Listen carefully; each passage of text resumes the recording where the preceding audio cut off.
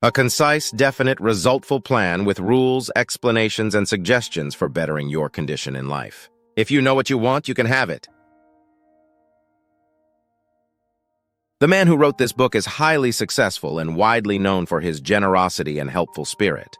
He gives full credit for all that he has accomplished in mastering circumstances, accumulating wealth, and winning friends, to the silent working out of the simple, powerful truth which he tells of in his work. He shows you here an easy, open road to a larger, happier life. Knowing that the greatest good comes from helping others without expecting praise, the author of this work has requested that his name be omitted. What is the real secret of obtaining desirable possessions? Are some people born under a lucky star or other charm which enables them to have all that which seems so desirable? And if not, what is the cause of the difference in conditions under which men live? Many years ago, feeling that there must be a logical answer to this question, I decided to find out, if possible, what it was. I found the answer to own satisfaction, and for years have given the information to others who have used it successfully. From a scientific, psychological, or theological viewpoint, some of the following statements may be interpreted as incorrect, but nevertheless, the plan has brought the results desired to those who have followed the simple instructions, and it is my sincere belief that I am now presenting it in a way which will bring happiness and possessions to many more. If wishes were horses, beggars would ride, is the attitude taken by the average man and woman in regard to possessions. They are not aware of a power so near that it is overlooked, so simple in operation that it is difficult to conceive, and so sure in results that it is not made use of consciously or recognized as the cause of failure or success. "Gee, I wish that were mine," is the outburst of Jimmy, the office boy, as a new red roadster goes by, and Florence, the telephone operator, expresses the same thought regarding a ring in the jeweler's window, while poor old Jones, the bookkeeper, during the Sunday stroll, replies to his wife, "Yes, dear, it would be nice to have a home like that, but it is out of the question. We will have to continue to rent." Landum, the salesman, protests that he does all the work, gets the short end of the money, and will someday quit his job and find a real one. And President Bondum, in his private sanctum, voices a hitter tirade against the annual attack of hay fever. At home, it is much the same. Last evening, father declared that daughter Mabel was headed straight for disaster, and today, mother's allowance problem and other trying affairs fade into insignificance as she exclaims, "This is the last straw. Robert's schoolteacher wants to see me this afternoon. His reports are terrible, I know, but I'm late for bridge now." She'll have to wait until tomorrow. So goes the endless stream of expressions like these from millions of people in all classes who give no thought to what they really want and who are getting all they are entitled to or expect. If you are one of these millions of thoughtless talkers or wishers and would like a decided change from your present condition, you can have it. But first of all, you must know what you want, and this is no easy task. When you can train your objective mind, the mind you use every day, to decide definitely upon the things or conditions you desire, you will have taken your first big step in accomplishing or securing what you know you want. To get what you want is no more mysterious or uncertain than the radio waves all around you. Tune in correctly and you get a perfect result, but to do this, it is, of course, necessary to know something of your equipment and have a plan of operation. You have within you a mighty power, anxious and willing to serve you, a power capable of giving you that which you earnestly desire. This power is described by Thompson J. Hudson, Ph.D., LL.D., author of The Law of Psychic Phenomena, as your subjective mind. Other learned writers use different names and terms, but all agree that it is omnipotent. Therefore, I call this power Emmanuel, God in us. Regardless of the name of this great power, or the conscious admission of a God, the power is capable and willing to carry to a complete and perfect conclusion every earnest desire of your objective mind, but you must be really in earnest about what you want. Occasional wishing or half-hearted wanting does not form a perfect connection or communication with your omnipotent power. You must be in earnest, sincerely and truthfully desiring certain conditions or things, mental, physical, or spiritual. Your objective mind and will are so vacillating that you usually only wish for things and the wonderful, capable power within you does not function. Most wishes are simply vocal expressions. Jimmy, the office boy, gave no thought of possessing the red roadster. Landum, the salesman, was not thinking of any other job or even thinking at all. President Bondum knew he had hay fever and was expecting it.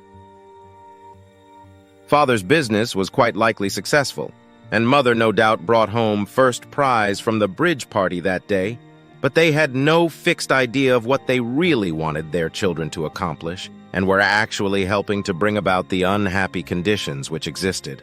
If you're in earnest about changing your present condition, here is a concise, definite, resultful plan with rules, explanations, and suggestions.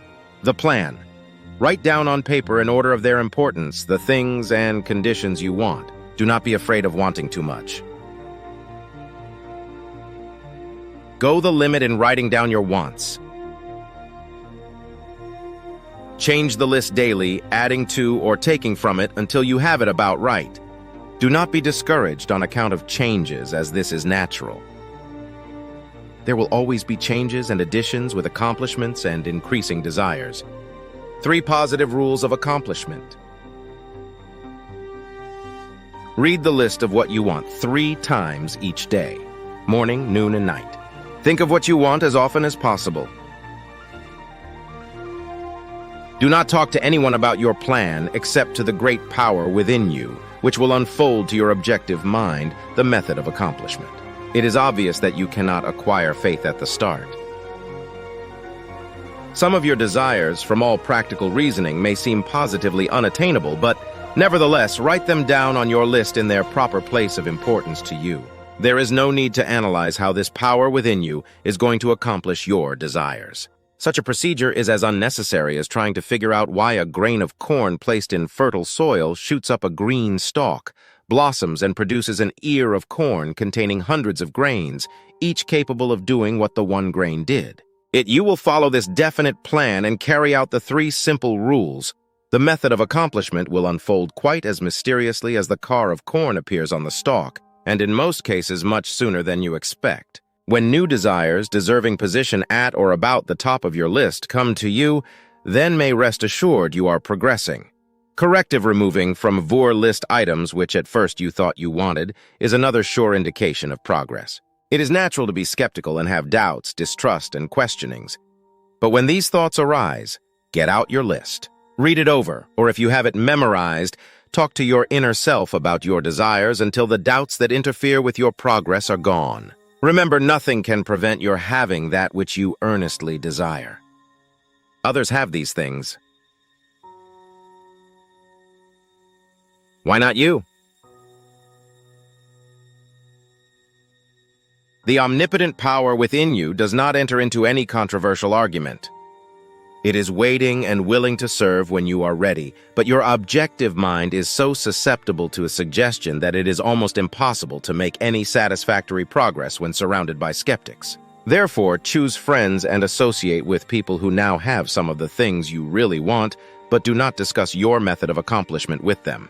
Put down on list of wants such material things as money, home, automobile, or whatever it may be, but do not stop there. Be more definite. If you want an automobile, decide what kind, style, price, color, and all the other details, including when you want it. If you want a home, plan the structure, grounds, and furnishings. Decide on location and cost. If you want money, write down the amount. If you want to break a record in your business, put it down. It may be a sales record. If so, write out the total, the date required, then the number of items you must sell to make it. Also list your prospects and put after each name the sum expected. This may seem very foolish at first, but you can never realize your desires if you do not know positively and in detail what you want and when you want it. If you cannot decide this, you are not in earnest. You must be definite, and when you are, results will be surprising and almost unbelievable. A natural and ancient enemy will no doubt appear when you get your first taste of accomplishment. This enemy is discredit, in form of such thoughts as, "It can't be possible, it just happened to be. What a remarkable coincidence!" When such thoughts occur, give thanks and assert credit to your omnipotent power for the accomplishment.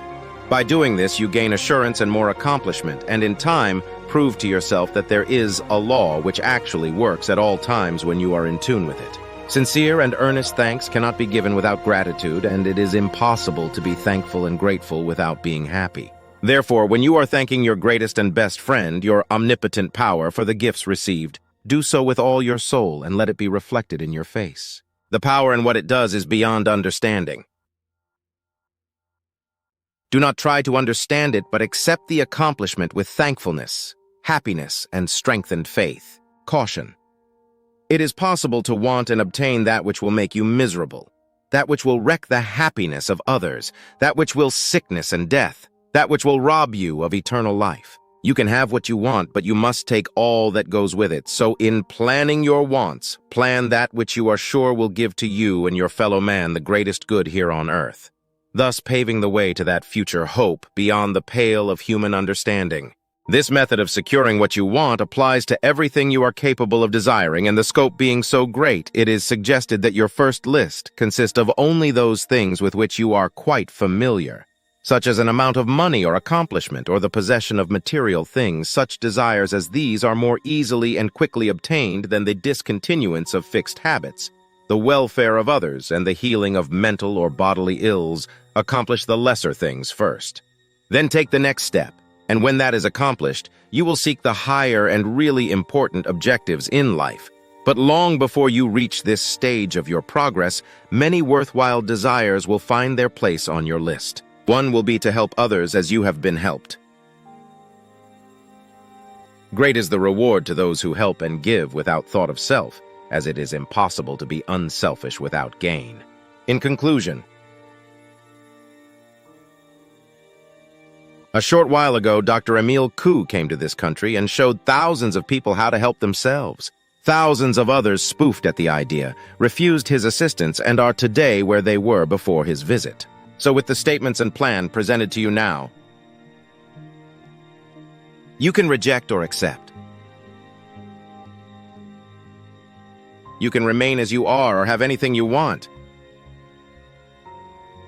The choice is yours, but God grant that you may find in this short volume the inspiration to choose aright, follow the plan, and thereby obtain, as so many others have, all things, whatever they may be, that you desire. Listen to the entire summary over again and again and then again.